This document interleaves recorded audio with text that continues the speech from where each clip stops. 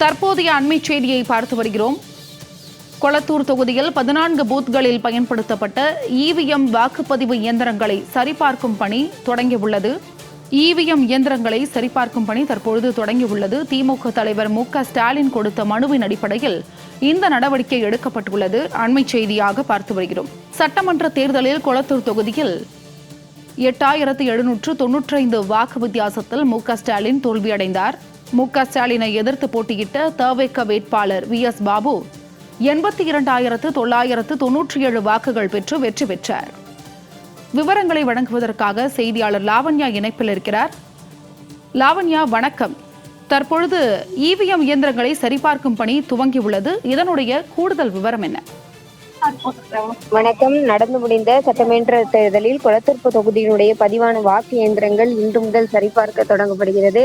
கொளத்தூர் தொகுதிக்கு உட்பட்ட 14 வாக்குச்சாவடிகளில் மின்னணு வாக்கு இயந்திரங்களை ஆய்வு செய்ய வேண்டும் என்று திமுக தலைவர் மு.க.ஸ்டாலின் சார்பில் கோரிக்கை மனு கொடுக்கப்பட்டது. அதன் அடிப்படையில் சிந்தாதிரிப்பேட்டை இருக்கக்கூடிய சென்னை மாவட்ட வாக்கு இயந்திரங்கள் பாதுகாப்பு கிடங்கில் வைக்கப்பட்டுள்ள 14 வாக்குச்சாவடிகளில் உள்ள மின்னணு வாக்கு இயந்திரங்கள் இன்று முதல் சரிபார்க்கப்படுகிறது.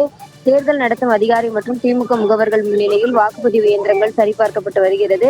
இன்று முதல் 7 நாட்களுக்கு இந்த பணி நடைபெற உள்ளது. ஒவ்வொரு நாளும் 2 வாக்குச்சாவடிகளுக்கான இயந்திரங்கள் ஆய்வுக்கு மேற்கொள்ளப்படும்.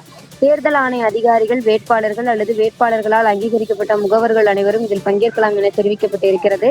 சென்னை கொளத்தூர் தொகுதியைப் போலவே காஞ்சிபுரம், உத்தரமேரூர், செங்கல்பட்டு உள்ளிட்ட தொகுதிகளிலும் மின்னணு வாக்குப்பதிவு இயந்திரங்கள் சரிபார்க்கும் பணி இன்று முதல் தொடங்குகிறது. தேர்தல் முடிந்த பின்னர் தொகுதிகளை போட்டியிட்ட வேட்பாளர்கள் தங்கள் தொகுதிக்குட்பட்ட வாக்குச்சாவடிகளில் மின்னணு வாக்குப்பதிவு இயந்திரங்களில் குளறுபடிகள் ஏற்பட்டுள்ளதா அல்லது வேறு ஏதாவது முக்கிய காரணங்களை குறிப்பிட்டு கோரிக்கை வைத்தால் அதன்படி தேர்தல் ஆணையம் ஆய்வு மேற்கொள்ளும் என்பது குறிப்பிடத்தக்கது.